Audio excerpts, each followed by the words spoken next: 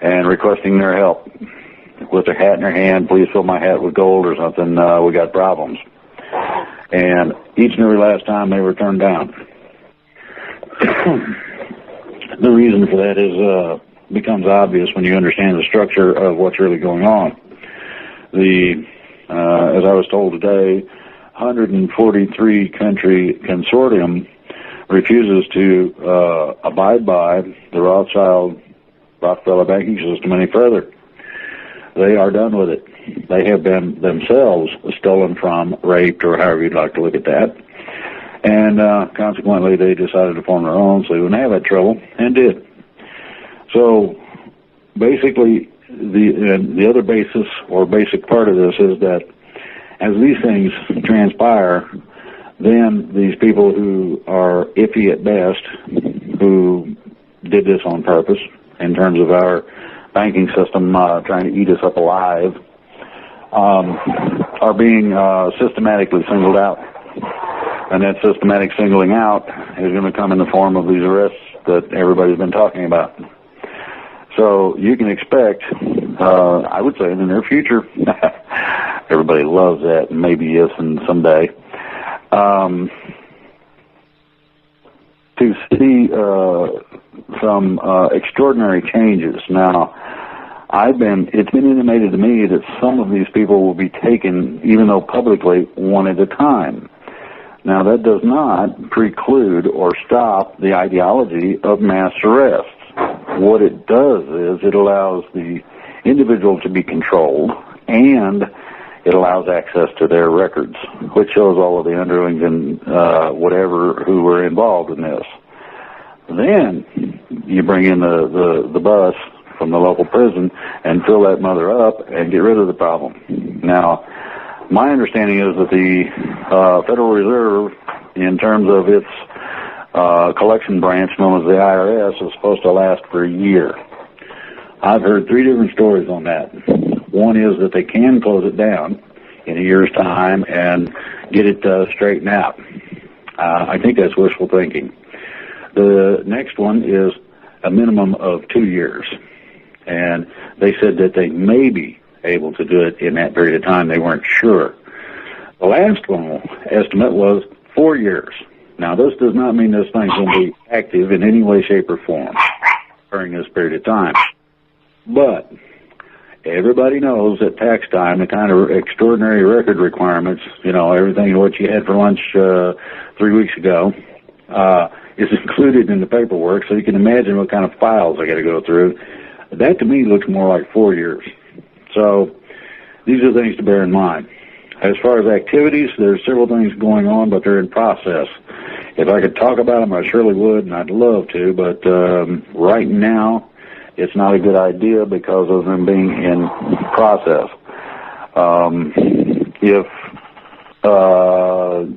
somebody wants to check on how things are going, if you look at the Baltic Dry Index and you look at the currency exchange rates and the bond rates, that'll give you an indication. There's 4 or 5 countries in Europe that are getting ready to go belly up. You think Greece is bad? You should see these guys. They're broker than Greece. Now, Greece, I understood, got stuck with credit default swaps. Now, and they've been borrowing against them. I mean, these things are so terrible that the finest mathematical minds can't figure it out. Rocket scientists asked exactly how it was supposed to fly, among other things. So you look at something that's that ridiculous, and you go, yeah, right. Well, this is what their treasury's got in it. Now, if it was me, I'd be selling it. I'd be making the banks buy it back. I'm just kind of like that. It's sort of like somebody will say entitlement programs. First thing they go is Social Security. Well, guess what, Turkey?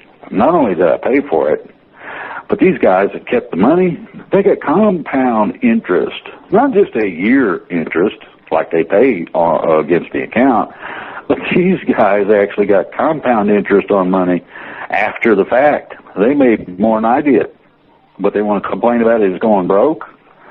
No, that's called cooking the books.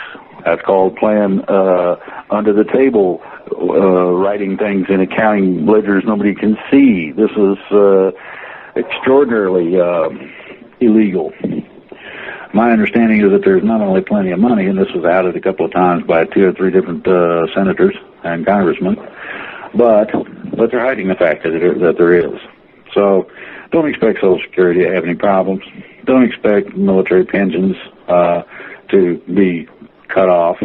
You can expect a bank holiday.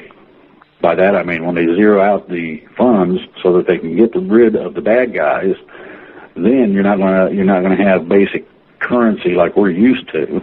And this is where the little bit of silver and that sort of thing comes in, if you need it. Stock it up for a few days, maybe a week or two or whatever. Make sure you got some food. Make sure your meds are in order and that sort of thing. But don't be overly concerned. My understanding is the phone's going to work, the toilet will flush, and some people you can go to work and not worry about it, and I've said this before. So overall, it's going to be, I think, a pretty decent deal. There's going to be some gunfights. I've already heard that there's some people that are going, there ain't no way they're coming in here after me. So that's going to be interesting when they, guess they're going to need body bags or something. But so be it. That's not the call of the people that are coming to collect them. They're just something, come with us peaceably. There'll be no problems. We're not going to hurt you. You might get hung later or electrocuted in a chair or something, but we're not going to hurt you right now. Take them to jail. Put them in that FEMA camp they built for us that don't have air conditioning or heating. See how they like it. Off and down the road you go. There's several things that works.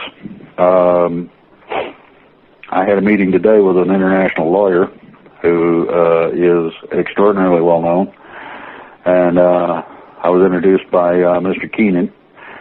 And I think everybody should know. If you don't, he's the one that filed the liens against the federal banking system here in the United States and also in Europe. I've been privileged to meet an extraordinarily high-class group of people that I was beginning to wonder if they even existed. But not only but we're beginning to get everything run in the right direction, in the right order, so that we can make sure that this comes out correctly. That's one of the things that everybody has to be careful about. This is why it takes a little time to get these things done. Now, as far as the military goes, my understanding is that they got at least one thing to wait on. I'm not going to say what that is, but it's coming fairly soon. So we should be in pretty good shape in a reasonably quick manner, I'm hoping. That's basically the updates, other than the fact that I got in touch with a whole load of new militias, and they want to know what to do and how to go about it, so I've been helping them with it. Well, that's great. I'm happy that you're doing that. Like I said, I want to kind of get back to local communities.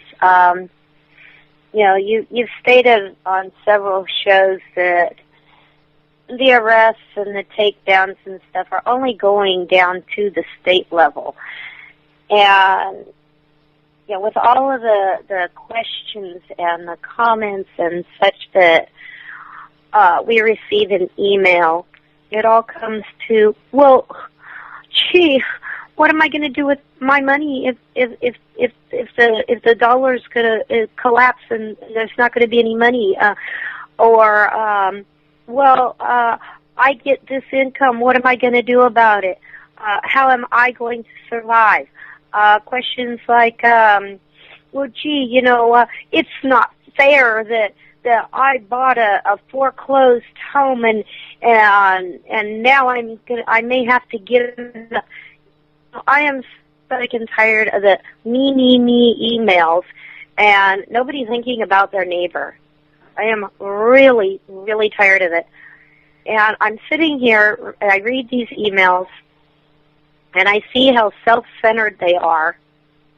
And I honestly have to wonder how many people are really, truly, honestly ready for true freedom. I'm not saying they don't deserve it, but if they can't get out of the me mindset, we're not going to have anything any better. We got people coming through, what are you going to do about this? What are you going to do about that? What happens in your state Has nothing to do with me or Drake or anybody else. It has to do with the individuals of that particular state. They need to do something.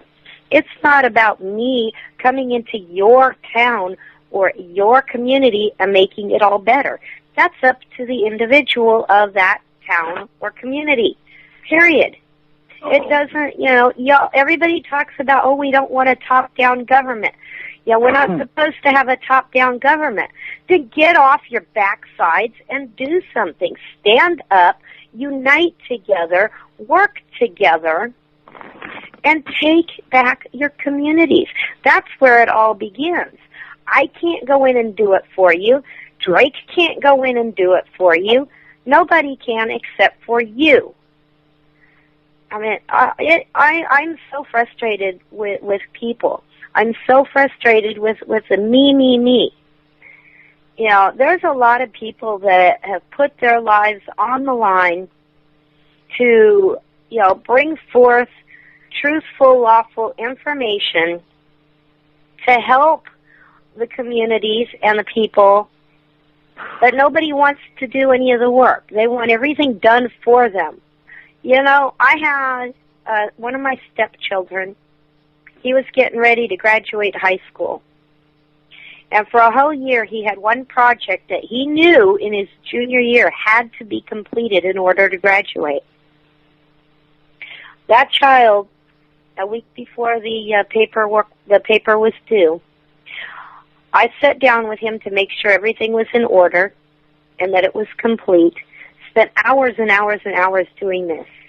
He turned it in the day before the project was, we got it completed and ready for him to turn in the day before the project was due. On the due date, I get a phone call from his teacher. Now, the whole thing was he threw a hissy fit, okay, and he destroyed the entire project. He was mad at his father and just said, forget it, and wiped it all off the computer, everything we had done. So the next day when the paper was due, he didn't have it. He went to his teacher, told his teacher, well, my mom and dad won't help me. And that was what the phone call was from the teacher. And I told her, I said, no. I said, you are wrong. I said, I personally sat up for a full, complete week to make sure everything was done proper and in order for it to be turned in. I said, it's not my fault that he is 18 years old and he threw a temper tantrum and deleted the whole thing and didn't have it. That teacher looked at me and says, or she says to me over the phone, she says, do it for him. I said, no, I will not do it for him. If we do everything for you, how are you ever going to learn?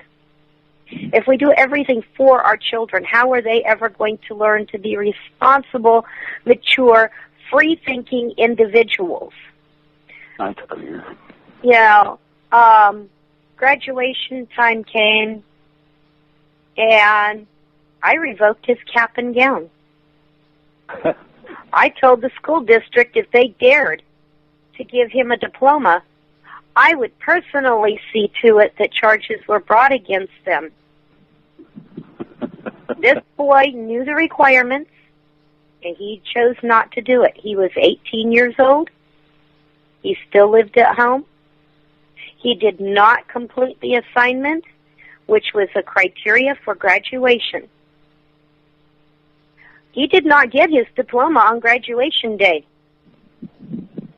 He had to complete that entire assignment. He did not receive his diploma until the following September when school started. Because there was no way I was going to raise children that were irresponsible, could not think for themselves, and therefore would end up not being productive members of society. I mean, that may sound harsh, but what are we going to do? Are we going to sit there and do nothing and just let these people come in and take over, take our farmlands, take our businesses? Do we really want to live like that? I mean, that's no better than living in a prison and we're so